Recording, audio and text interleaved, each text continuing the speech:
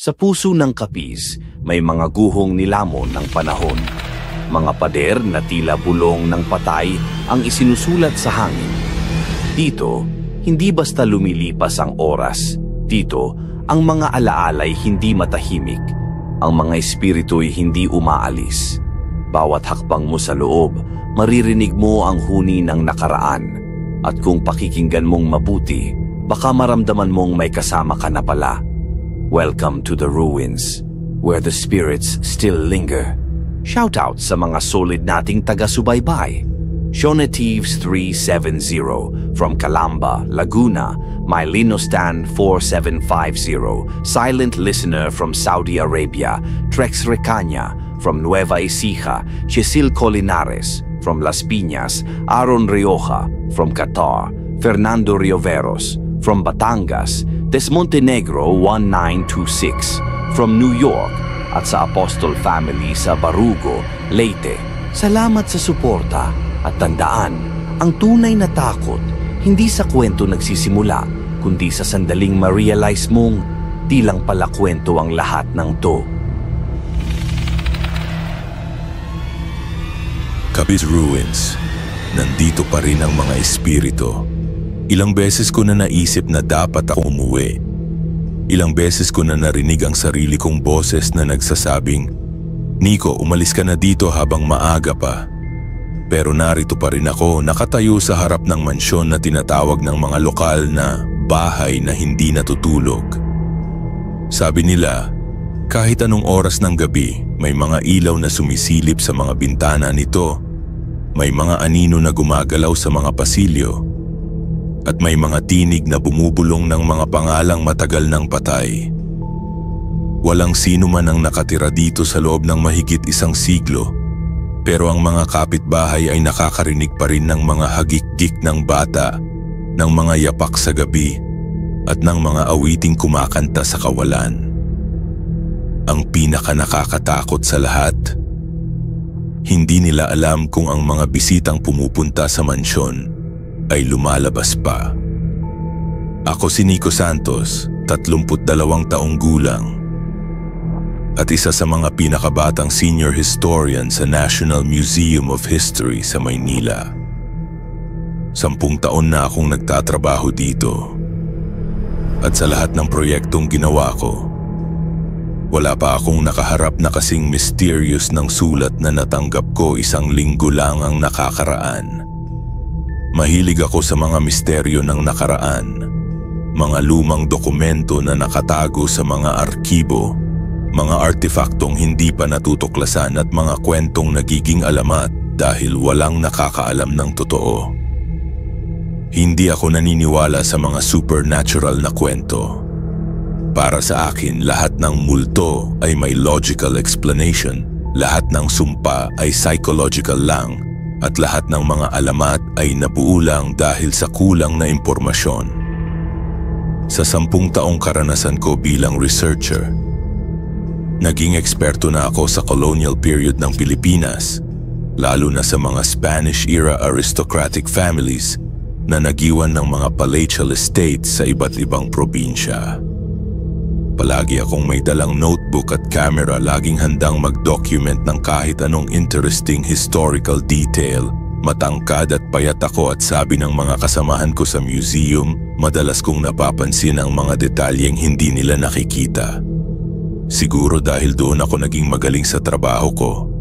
Pero ang sulat na natanggap ko, isang simpleng sobre na walang return address, may laman na nagsasabing may susi sa isang sikreto dito sa mga ruins ng Capiz, na may kinalaman sa isang lost artifact na matagal nang hinahanap ng mga scholar. Ito ang opportunity na matagal ko nang hinihintay. Ang pagkakataong ma-prove ang sarili ko at makakuha ng promosyon bilang lead curator. Kaya narito ako ngayon, nakatayo sa harap ng mansyon ng Griego, hindi pa alam na ang buhay ko ay magbabago ng tuluyan. Nakatayo ako sa gilid ng lupain, ang tuyo at pulbos na mga dahon ay nagkalansag sa ilalim ng aking mga sapatos habang ang nagpapaalam na sinag ng araw ay nagpipinta ng gintong kulay sa mga guho ng mansyon. Ang mansyon, o ang natitirang bahagi nito ay tumatayog sa harap ko na parang isang naghihingalong higante. Ang mga haligi nito lahat ay may lamat at gasgas ng panahon. Ang mga bintana tulad ng mga walang laman ng mata na nakatitig pabalik sa akin. At sa kung saan dala ng hanging humihihip sa hindi naaalga ang damo, dumating ang hindi maikakaila na tunog ng mga bulong. Hindi ka dapat nandito. Tumigil ako sa paggalaw, mahigpit na hawak ang luma at gasgas na sobre sa aking bulsa. Ang sulat na nag-udyok sa akin na pumunta sa lugar na ito sa isang nayon sa Capiz na hindi ko kilala hanggang sa isang linggo lang ang nakakaraan. Susi sa isang sikreto, ang sabi ng sulat na may lagda ng isang taong hindi ko kilala, IR. Ilang araw na ang nakalipas mula nang natanggap ko ang sulat na iyon at ngayon narito ako nakaharap sa ruinas ng mansyon ng Riego, isang dating dakilang palatial landmark na ngayon ay naging isang kalansay lamang ng dating taglay nitong karangyaan. Bilang isang historiador, marami na akong nasilip na mga lumang bahay, mga napabayaang gusali at mga santuaryo. Ngunit may kakaiba sa mansyon na ito, may pag-aanyaya ito, isang panghahalina na parang sinasabi, lumapit ka Nico, nandito ang mga sagot na hinahanap mo. Ngunit sa likod ng anyayang iyon ay may nakakakilabot na babala, isang umaalingaw-ngaw na kaluskos na nagpapaalala sa akin na dito, hindi lahat ng bagay ay maaaring ipakita sa liwanag. Inilabas ko ang aking cellphone, walang signal. Siyempre naman, ang pinakamalapit na syudad ay mahigit 1 oras ang layo at ang munting nayon kung saan ako nanggaling ay walang modernong infrastruktura na sumusuporta sa mga signal ng cell site. Nagyaya ako kay Berto, ang tricycle driver na naghatid sa akin dito, na samahan ako.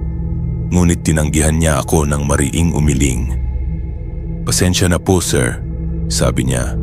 Ang kanyang kamay ay nakakuyom sa manibela. Hindi ako papasok dyan, may mga kwento.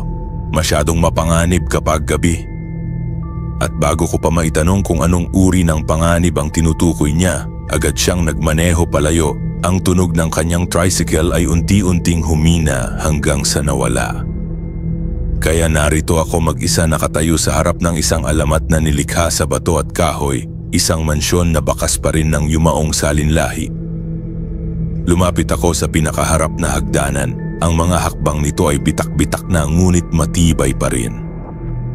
Sa malapit, ang mga detalye na hindi ko napansin kanina ay unti-unting nagpakilala. Mga intrinsic sculpture sa handrail, mga carved flower design na sumisilip mula sa mga lamat, at isang malaking coat of arms na nakaukit sa taas ng pinto kung saan ang mga titik R ay malinaw pa rin. Nakadama ako ng pagtataka at takot nang hawakan ko ang brass knocker sa pinto. Ang metal ay kulay berde at may kalawang na.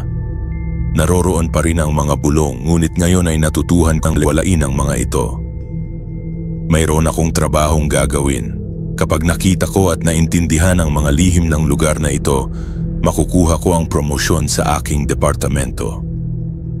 Kung mapapatunayan ko na ang madilim na kwento ng pamilya Riego ay may kinalaman sa pagkawala ng isa sa pinakamakapangyarihang mga arkeolohikal na artifact ng Pilipinas, ang Maskara ng Kalinga, maaari akong maging lead curator sa National Museum of History. Sa pagpasok ko sa pintuan, isang hangin ang bumalot sa akin. Malamig at may amoy ng nakatagong dekada. Ang interior ng mansyon ay nasa isang estado ng kapansin-pansing pagbagsak, tulad ng inaasahan ko. Ang mga pintura ay nakasabit ng pakiwari, ang mga frame ay naninilaw at nagkalamat. Ang mga damuhan at halaman ay umusbong sa mga siwang ng sahig. Dito at doon ang mga silya at mesa ay nakatuwad, puno ng alikabok at pinagtaguan ng mga gagamba. Ang aking flashlight, ang tanging pinagmumulan ng liwanag maliban sa munting sinag ng araw na pumapasok sa mga butas at siwang, ay naghagis ng matatalas na anino sa mga pader. Kamusta? Sinubukan kong bumati, sinisikap na pag-aanin ang nakakasilaw na katahimikan. Ang aking boses ay umaalingaw-ngaw sa loob ng abandoned halls. Wala akong inaasahang sagot, syempre. Ngunit nagkaroon. Bakit ka nandito? Ang boses ay banayad, halos hindi marinig. Ang boses ng isang bata. Napaikot ako, ang aking flashlight ay naglalaro sa kadilimang likod ko. Walang sino man. May tao ba dyan? Tanong ko. Ang aking tinig ay nanginginig kahit papaano. Walang sagot, ngunit may narinig akong mahinang halakhak mula sa itaas ng hagdanan. Aking sinundan ang tunog. Ang aking mga sapatos ay nagkalansag sa sahig. Ang grand staircase ng mansyon, isang hindi kapani-paniwalang himala ng craftsmanship, ay gawa sa Narawood. Napakamahal na material noong ika-19 na siglo. Ang bawat hakbang sa pag-akyat ko sa liku-likong hagdanan ay nagdulot ng kaluskos at madilim na ungol mula sa kahoy na bumabalikat sa aking bigat. Sa taas may koridor na nagdudulot ng maraming pintuan, ang bawat isa ay may kanya-kanyang mga lihim. Lumingon ako sa kaliwa kung saan ko narinig ang halakhak at nakita ko ang isang maliit na anino na lumiko sa isang sulok. Sandali lang! Sigaw ko, sinusubukan kong habulin ang misteryosong presensya. Nang marating ko ang sulok, halos tumama ako sa isang lumang antique dresser. Sa ibabaw nito ay may isang larawan sa loob ng isang silver frame. Kumuha ako nito at pinunasan ang alikabok sa salamin. Sa loob, isang eleganteng pamilya ang nakangiti sa akin. Isang mataas na lalaki na may maikling balbas na kasuot ng isang maharlikang formal na damit. Isang magandang babae na nasa kanyang early 32 taong nakaputing dress. At sa pagitan nila isang batang babae na mga 8 taong gulang na ang mga mata ay may kislap na tila walang kapantay. Pamilya Riego, bulong ko sa aking sarili. Kilala mo sila? Napaigtad ako at napahigpit ang hawak sa frame. Sa likod ko, nakatayo ang isang batang babae, kasing edad ng bata sa larawan. Magkamukha sila, maliban sa ang nakatayo sa harap ko ay hindi lubusang nandito. Medyo transparent ang kanyang anyo at ang kanyang puti at lumang dress ay may stain ng kung anong maitim na likido sa gitna. Ikaw? Ikaw si Lucia? Tanong ko, ang aking tuhod ay nanghihina. Tumango ang bata, ang kanyang muka ay walang ekspresyon. Paano mo nalaman ang pangalan ko?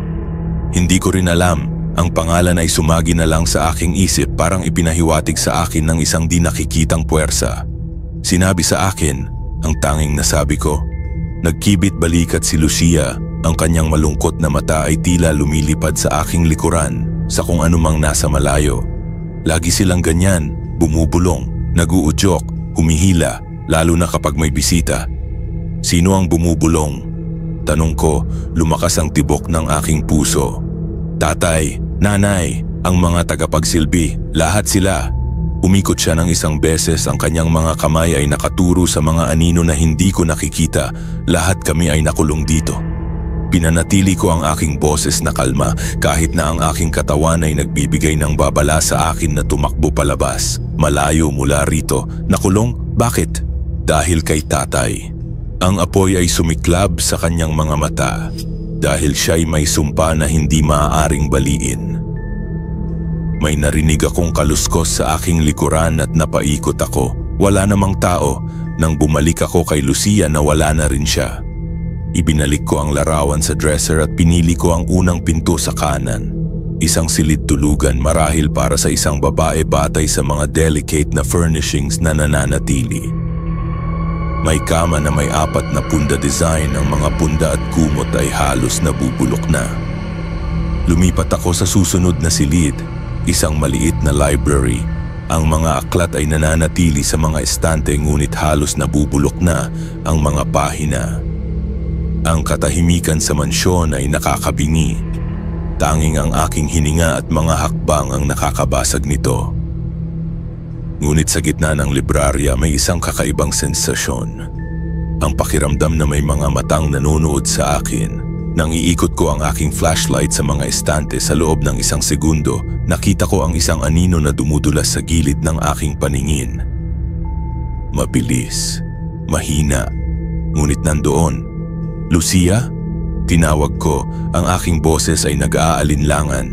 Walang sagot. Sa halip nakarinig ako ng mga yapak na papalapit sa koridor. Mabigat, matibay. Hindi tulad ng banayad na yapak ng isang batang babae. Lumabas ako sa koridor at sinilip ang paligid. Nakarinig ako ng isang mahinang ungol na nagmumula-mula sa dulo ng hallway, kung saan ang master bedroom marahil ay naroroon. May tao ba doon? Tinanong ko. Ang aking tinig ay lumalalim upang itago ang aking takot. Nang walang sagot, nagsimula akong pumunta patungo sa hulihang silid. Ang pinto ay nakasara pero hindi nakalock. Sa loob, ang master bedroom ay mas malawak kaysa sa aking inaasahan at mas mapanglaw. Ang malaking kama sa gitna ay nabubulok na, ang baldachin nito ay nawasak ng panahon at amag. May dresser din, mas malaki kaysa sa isa sa koridor. Ito'y may malaking salamin na bitak ngunit buo pa rin. Sa ibabaw ng dresser ay may isa pang larawan, isang sepia-toned portrait ng lalaki sa pamilya, si Don Luciano Riego. Sa kanyang gilid ay may lumang postcard na may nakasulat na mensahe, "Sa aking pinakamamahal, ang mga liham ay nakatago sa basement kung saan walang sino man ang makakahanap sa mga ito. Mahal kita magpakailanman. M." Basement? Hindi ko alam na ang mansyon ay may basement. Sa karamihan ng Spanish colonial homes sa Pilipinas, hindi karaniwan ang mga basement dahil sa mga problema sa pagbaha. Nakarinig ako ng mga yapak sa likuran ko at lumingon ako. Ngunit sa halip na si Lucia o anumang anino, nakita ko ang isang lalaking may kalakihan ng tiyan. Mga 50 ang edad na nakatayo sa pintuan. "Jesus Maria Jose!" Napasigaw ako. Halos mabitawan ang aking flashlight. "Pasensya na po," sabi ng matandang lalaki. Ngunit ang kanyang muka ay walang anumang palatandaan ng tunay na paghingi ng tawad. "Hindi ko intensyon na gulatin kayo." "Sino ka?" Tinanong ko, sinisikap na makabawi mula sa pagkagulat. "Ako si Rene. Nakatira ako sa Nayon. Nakita kong pumasok ka dito kaya sinundan kita. Mapanganib ang lugar na ito lalo na sa mga taong walang alam." "At ano naman ang alam mo? Sapat para malaman na hindi ka dapat nandito."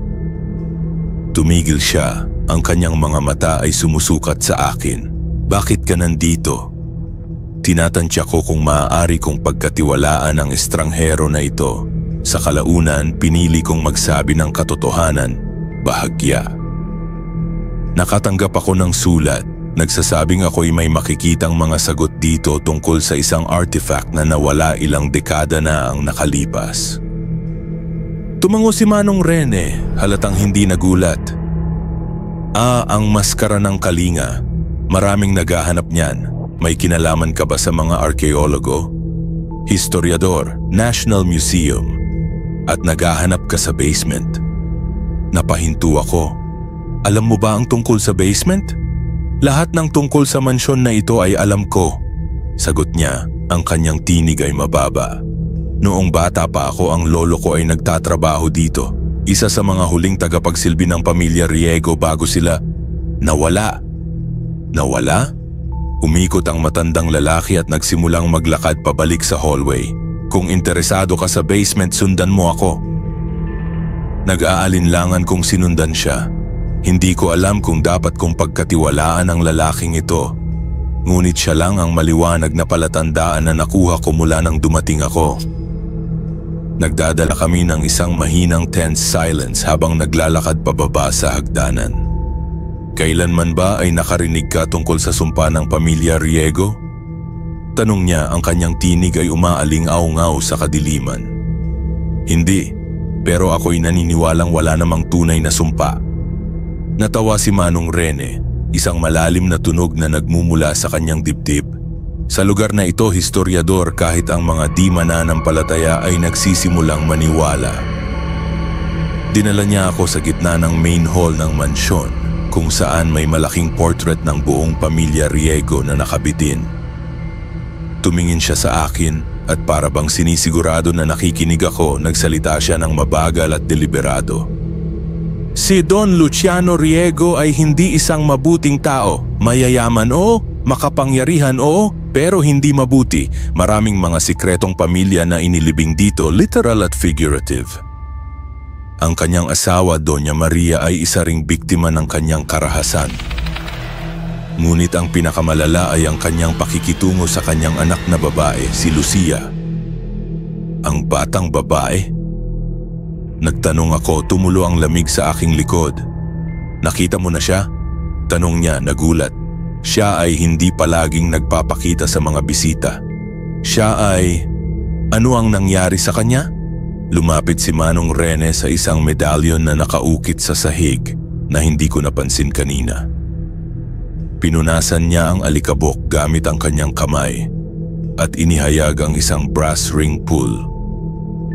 Si Lucia ay pinatay ng kanyang sariling ama sa silid na ito mismo noong 1899. Bakit? Tanong ko, hindi makapaniwala sa lumalabas na kwento. Dahil natuklasan niya ang tungkol sa basement at sa kung ano ang tinatago roon ni Don Luciano. Hinila niya ang ring at binuksan ang isang trapdoor.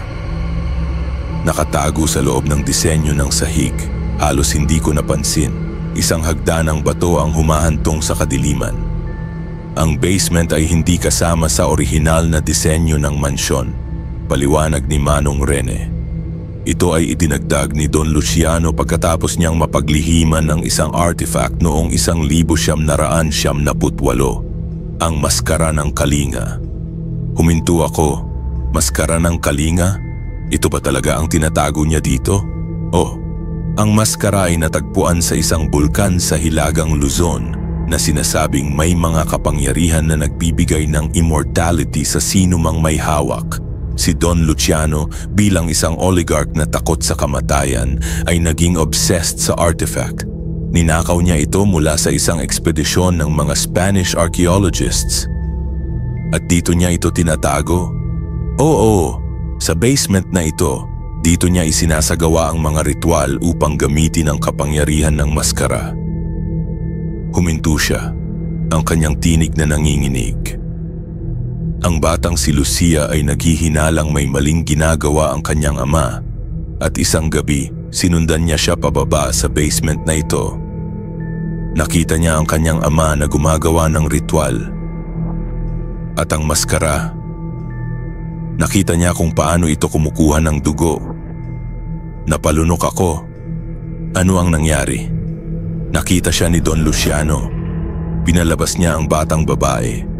Pinatay niya si Lucia sa silid na ito at ginamit ang kanyang dugo para sa maskara sa paniniwalang ito ang huling bahagi ng ritual. Ang tinig ni Manong Rene ay nananatiling walang emosyon, ngunit ang kanyang mga mata ay malinaw na nagpapakita ng lungkot at galit pagkatapos umalis siya kasama ng maskara. Ngunit hindi alam ni Don Luciano ang kanyang asawa si Doña Maria ay nakasaksi rin sa pagpatay. Sinabihan niya ang kanyang anak na lalaki si Isagani Riego, tinatawag na EAR, na magtago ng mga ebidensya sa basement, mga liham, mga journal at mga patunay sa krimen ng kanyang ama. EAR, huminga ako. Siya ang sumulat sa akin. Hindi maaari, siya ay namatay noong 2050. Siguro ang kanyang apo. Umiling si Manong Rene, ang kanyang mukha ay biglang namutla. Hindi ko sinulat iyon. Nanigas ako. Ano ang ibig mong sabihin? Ako si Renato Riego. Ipinakilala niya ang kanyang sarili. Ang apo ni IR, ang huling nabubuhay na miyembro ng pamilyang Riego. Pareho kaming nakatayo sa gilid ng trapdoor. Ang dilim sa ibaba ay tila humihila sa amin pabalik sa nakaraan. Tumingin ako kay Manong Rene, o Renato Riego pala, at nakita ko ang pasanin ng kanyang apelyido sa kanyang mga mata. Hindi ako ang sumulat sa iyo, inulit niya. Ngunit pwede kong hulaan kung sino. Siya ay gustong ipakita sa iyo ang katotohanan. Si IR mismo, ang aking lolo, sa pamamagitan ng sulat na inilagay niya noon pa upang mahanap ng taong karapat-dapat. Karapat-dapat saan? Sa pagsira ng sumpa, sagot niya. Ikaw ang pinili niya. Ngayon kailangan mong bumaba at hanapin ang patunay. Hindi lamang para sa iyong trabaho kundi para sa kalayaan ng mga espiritong nakakulong dito. Tumingin ako sa hagdanang bato na humahantong sa kadiliman. Ang takot ay nagbabanta sa aking katapangan. Ngunit may ibang naramdaman akong emosyon, determinasyon. Kung ang sagot sa misteryo ng maskara ng kalinga ay naroroon sa ibaba, kailangan kong harapin ito. Sasama ka ba sa akin? Tinanong ko kay Manong Rene. Umiling siya. Hindi ako maaaring bumaba doon. Matagal na akong nakatali sa lugar na ito. Buhay man ako, hindi ko maaaring talikuran ang responsibilidad ko bilang tagapagbantay ng mansyon. Ngunit ikaw, bilang isang dayuhan, isang tagapagtaguyod ng katotohanan. Maaari kang maghanap ng ebidensya at ilabas ito sa liwanag ng araw. At pagkatapos maaaring magkaroon ng katapusan sa sumpa at maaaring makalaya na kami. Dahan-dahan akong bumaba sa hagdanang bato, ang aking flashlight ang tanging pinagmumulan ng liwanag. Ang basement ay mas malawak kaysa sa inaasahan ko. Isang malaking silid na puno ng mga estante, mga kahon at mga lumang gamit. Sa gitna ay may malaking stone slab na may kakaibang mga simbolo na nakaukit dito. Habang iniikot ko ang aking flashlight, nakita ko ang isang lumang oak desk sa sulok. Lumapit ako rito at nang buksan ko ang drawer, nakita ko ang isang leather-bound journal na may initials na IR. Binuksan ko ito at sinimulang basahin. Agosto 15, 1902. Ang aking ama ay nawala na ng 2 taon, dala-dala ang sinumpang maskara. Ngunit ang mga epekto ng kanyang mga krimen ay nananatili. Ang aking ina ay nagpakamatay sa kalungkutan. Ang aking kapatid na si Lucia, ang aking mahal na kapatid, ay hindi makapagpahinga. Nakikita ko pa rin siya sa mga corridors. Hinahanap ang katarungan na hindi niya nakamit. Sinubukan kong sunugin ang mansyon, ngunit ang apoy ay milagrosong namatay. Sinubukan kong ibenta ito, ngunit walang sino man ang gustong bumili. May sumpa sa aming pamilya, tali sa lugar na ito, sa mga ginawa ng aking ama. Kaya nagsimula akong magtago ng mga ebidensya. Lahat ng liham, lahat ng journal ng aking ama na nagdedetalye ng kanyang obsession sa maskara. Kung sakaling may darating na isang tao na may sapat na kaalaman at determinasyon upang isapubliko ang krimen na ito, at sa gayon ay mawala ang sumpa na nagpapanatili sa amin dito. Marami pang mga pahina, ngunit may nagtawag sa aking atensyon. Isang maliit na guhit sa sulok ng huling pahina ng journal. Isang mapa. Lumapit ako sa stone slab sa gitna ng basement at gamit ang direksyon mula sa mapa, tinulak ko ito ng bahagya patungo sa kaliwa. Sa ilalim nito ay may isang compartment. Sa loob ay isang kahon na gawa sa kahoy ng Nara na may intrinsic designs. Hinawakan ko ito ng may takot at pananabik, at nang buksan ko ito, ang aking hininga ay huminto. Sa loob ng kahon ay ang relic na nagudyok sa likod ng trahedya ng pamilya Riego. Isang ginto at marmol na maskara na may itim na mga mata, ang maskara ng kalinga. Sa ilalim nito ay may isang sulat na nakatupi, nakasulat sa papel na naninilaw na. Sa sino mang makakahanap nito, ang maskara ay may kapangyarihan, ngunit ito ay hindi nagbibigay ng immortality tulad ng pinaniniwalaan ng aking ama.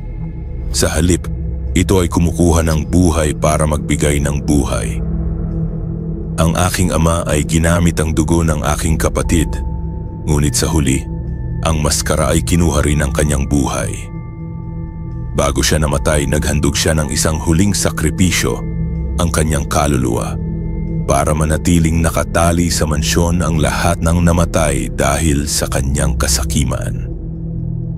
Ang tanging paraan upang tapusin ang sumpa ay dalhin ang maskara pabalik sa bulkan kung saan ito mula, at sa kanyang dating kapangyarihan ipakita ito sa liwanag ng araw. Wala nang iba pang taong nakakaalamin ng orihinal na lokasyon nito maliban sa akin. Ang maskara ay hindi dapat manatili sa museo o eksibisyon. Ito ay dapat bumalik sa lupa. Naway makita mo ang daan tungo sa katotohanan at kalayaan ni Sagani Riego. Napalunok ako. Natagpuan ko na hindi lamang ang nawawalang artifact kundi pati na rin ang buong kasaysayan ng trahedya na nakakulong dito sa mga pader ng mansyon. Habang tinititigan ko ang maskara, naramdaman ko ang isang banayad na pakiramdam ng pagkahilo. Tumingin ako sa aking paligid at nakita ko na ang basement ay unti-unting nagbabago. Ang mga pader ay naging mas bagong-bago, walang mga kalawang at almirol.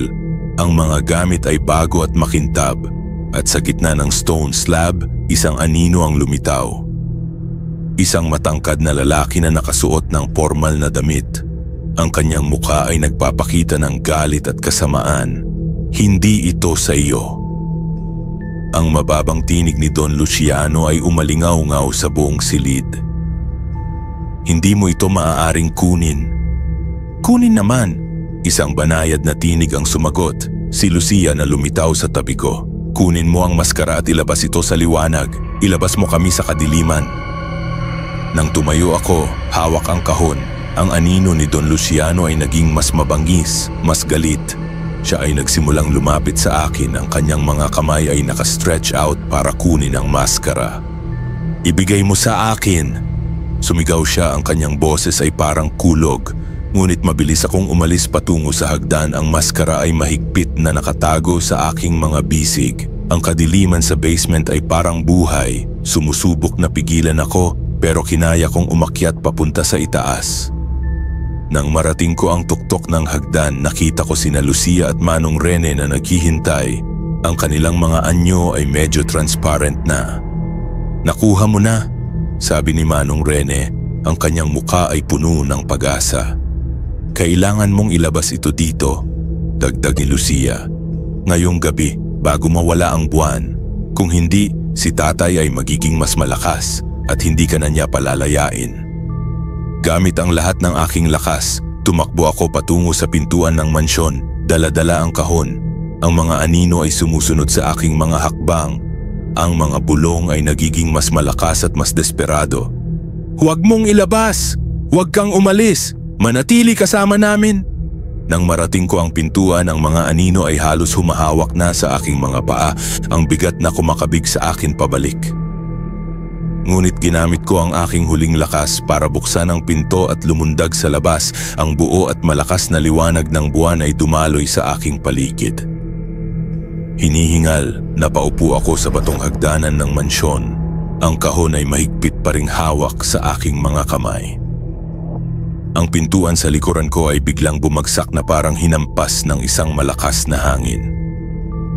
Habang nakaupo ako roon, ang aking hininga ay hindi pa rin regular. Nagsimulang bumuhos ang mga katanungan sa aking isipan. Tumingin ako sa kahon na hawak ko. Ang maskara ng kalinga, ang artifact na natagpuan sa bulkan at nagdala ng sumpa sa pamilya Riego. Ang artifact na hinahanap ng mga arkeolohista at historian sa loob ng halos isang siglo. Hindi ko napigilang buksan ulit ang kahon at ang malamig na kumikinang na ginto ng maskara ay nagniningning sa ilalim ng liwanag ng buwan.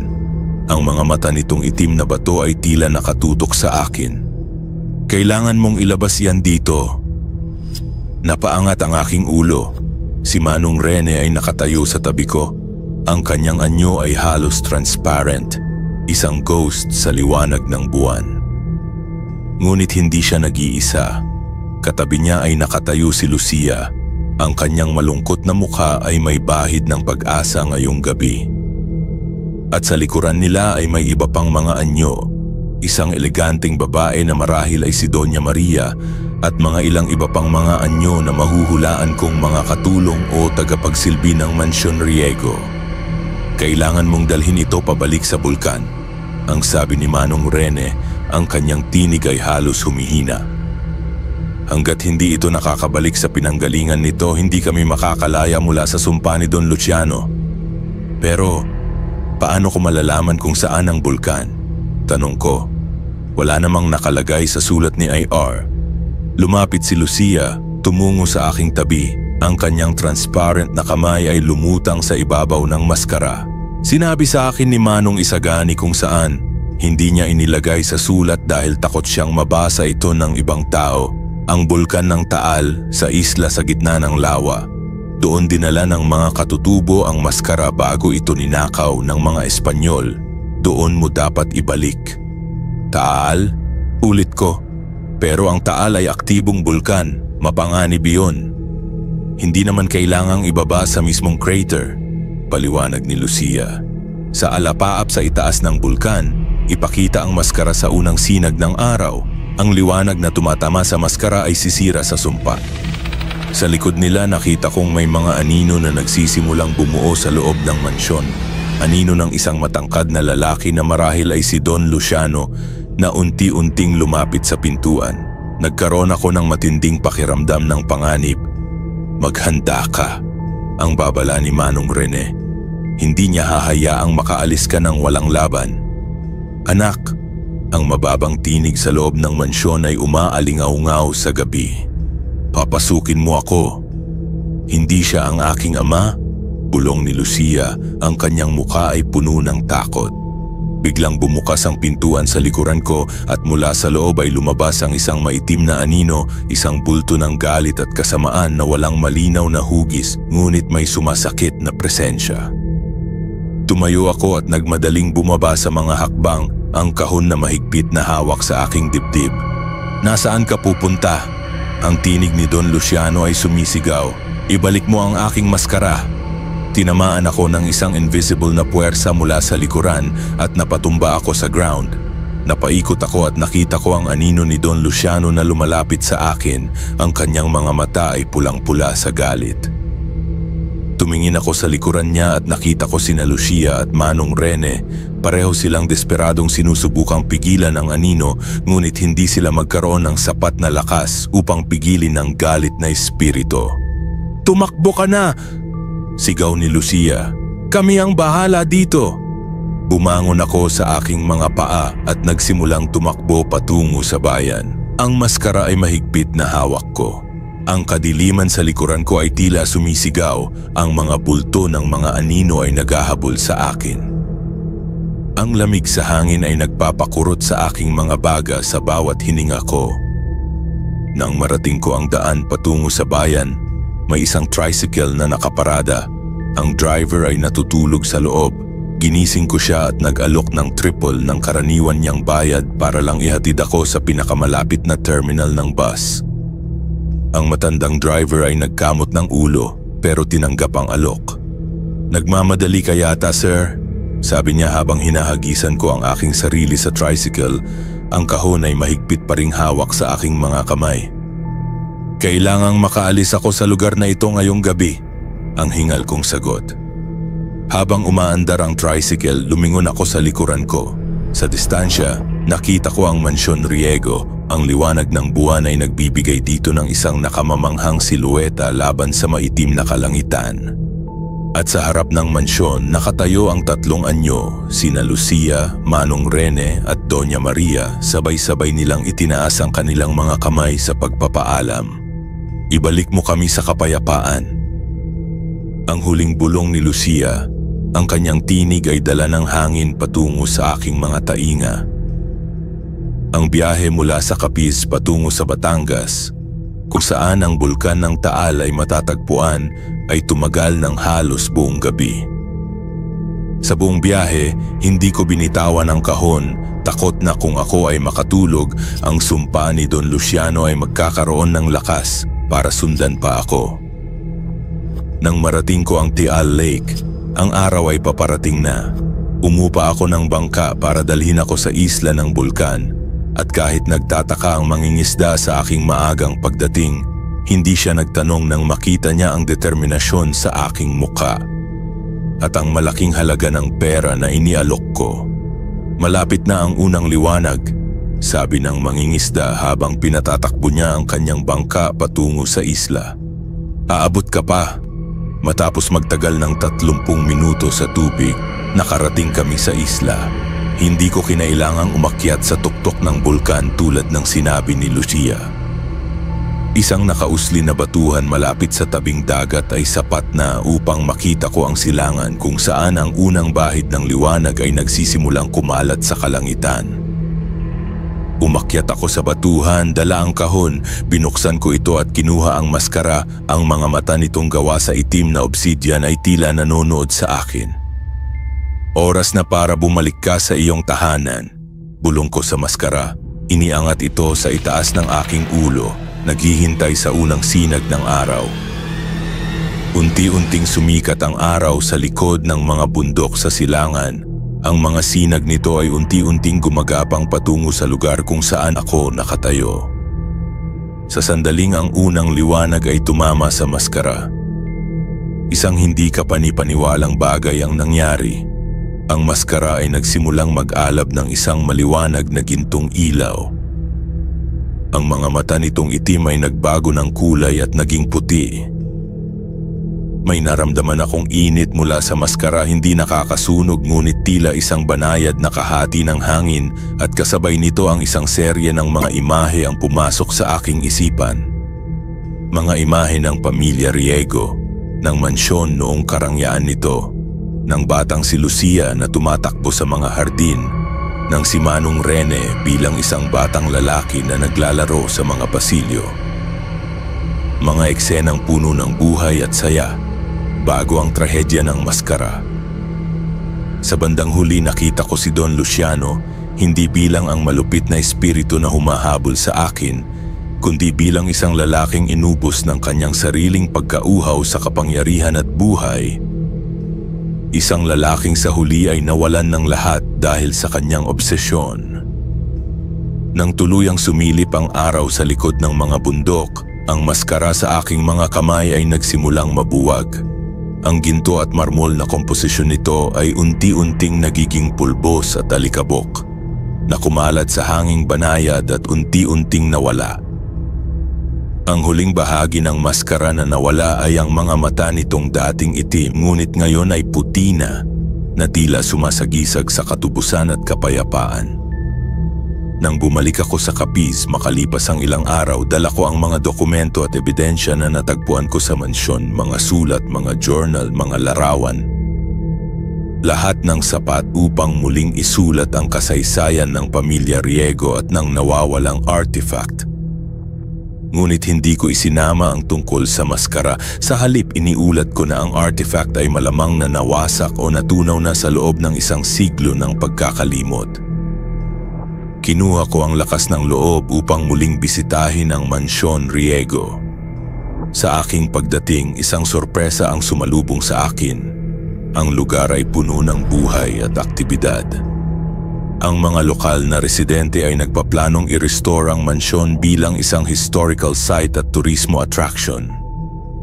Nagbago ang enerhiya dito, ang sabi ng isang matandang babae sa akin habang pinagmamasdan ko ang renovation. Parang nawala na ang bigat na dati nakapalibot dito. Ang mga taong dating natatakot na lumapit sa lugar ay biglang nagkaroon ng interes. Nang pasukin ko ang mansyon, ang kakaiba at malamig na pakiramdam ay wala na. Sa halip, isang matiwasay na araw ang dumadaloy sa mga bintana. Wala na ang mga bulong, wala nang mga anino. At sa aking paglibot napunta ako sa master bedroom, kung saan naroon pa rin ang larawan ng pamilya Riego sa dresser. Ngunit ngayon ang ekspresyon ni Lucia sa larawan ay tila ngumingiti sa akin ng mas malawak at para bang ang kanyang mga mata ay hindi na gaanong malungkot. Napangiti rin ako, nararamdaman ko ang presensya niya, hindi bilang isang nakakubling espiritu kundi bilang isang alaala na nakatago sa mga pader ng mansyon, isang alaala na ngayon ay napayapa na. Sa labas, habang papalabas na ako ng gate, nakarinig ako ng isang pamilyar na tinig. Salamat. Lumingon ako ngunit walang sino man doon. Ngunit alam ko kung kanino ang tinig na iyon. Si Lucia, naglalaho na sa hangin, sa wakas ay nakalaya mula sa sumpa ng kanyang ama, nakalaya mula sa mansyon kung saan siya nakulong sa loob ng isang siglo. Habang naglalakad ako pabalik sa bayan, napansin kong ang mga tao ay mas masaya, mas malikhain. Ang buong lugar ay tila nawalan ng isang mabigat na kurtina ng kalungkutan. At sa unang pagkakataon mula nang dumating ako sa Capiz, para bang nakahinga ako ng maluwag. Kinaumagahan habang naghihintay ako sa bus terminal para bumalik sa Maynila, napansin ko ang isang tricycle na palapit. Tumigil ito sa harap ko at ang driver ay bumaba. Isang matandang lalaki na may pamilyar na muka. "Berto?" Tanong ko, napapangiti. "Ito ba ang tricycle na naghatid sa akin sa mansyon nung unang araw ko dito?" Ngumiti ang matandang lalaki at umiling. "Hindi po ako si Berto. Ako po si Roberto, kapatid niya. Si Berto ay namatay na po mga 50 taon na ang nakakalipas." Nanlamig ako.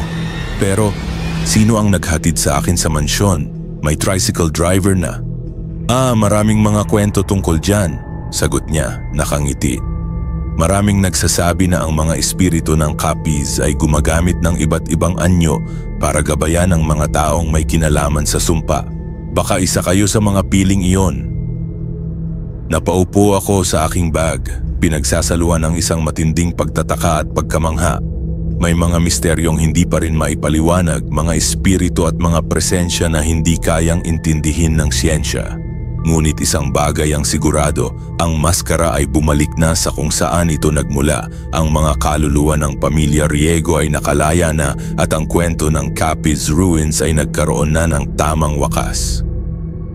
Habang sumakay ako sa bus pabalik sa Maynila, tinignan ko ang mga dokumento at talaan na nadiskubre ko sa mansyon. May isang piraso ng papel ang nahulog mula sa folder. Ito ay isang liham. May petsa na 1 linggo lang ang nakakaraan at may lagda na IR. Sa taong makakabasa nito, kung nabasa mo ang liham na ito, nangangahulugan na ginampanan mo ang tungkulin na nakatakda para sa iyo. Ang maskara ay bumalik na sa bulkan at ang mga espiritu ay nakalaya na mula sa sumpa ng aking ama. Ngunit may mas malalim pang kwento sa likod ng maskara ng Kalinga. Ang mga kapangyarihan nito ay hindi lamang nagmumula sa mga alamat ng mga katutubo, kundi sa isang mas matandang pinagmulan, isang kapangyarihan na hindi pa tapos sa mundo na ito. Maraming salamat sa iyong tulong, ngunit huwag kang masyadong magpakalayo. Maaaring kailanganin ka namin muli. ER. Isinuksok ko ang liham sa aking bulsa. Nakatitigan ang umaandar na tanawin sa labas ng bintana ng bus. Sa loob ng isang maikling panahon, natuklasan ko ang isa sa mga pinakamalalaking misteryo sa kasaysayan ng Pilipinas. Nakatulong akong palayain ang mga espiritong nakulong sa loob ng 1 siglo at nakita ko ang isang artifact na akala ng mga scholar ay katang-isip lamang. Ngunit ang liham sa aking bulsa ay nagpaalala sa akin na ang mga misteryo ng mundo ay hindi pa tapos at kung nandito man ang mga espiritu, ang mga kaluluwa ng nakaraan na naghahanap ng katarungan, pagdating ng oras, mahahanap nila ako muli. At sa susunod na pagkakataon, handa na ako. Wakas.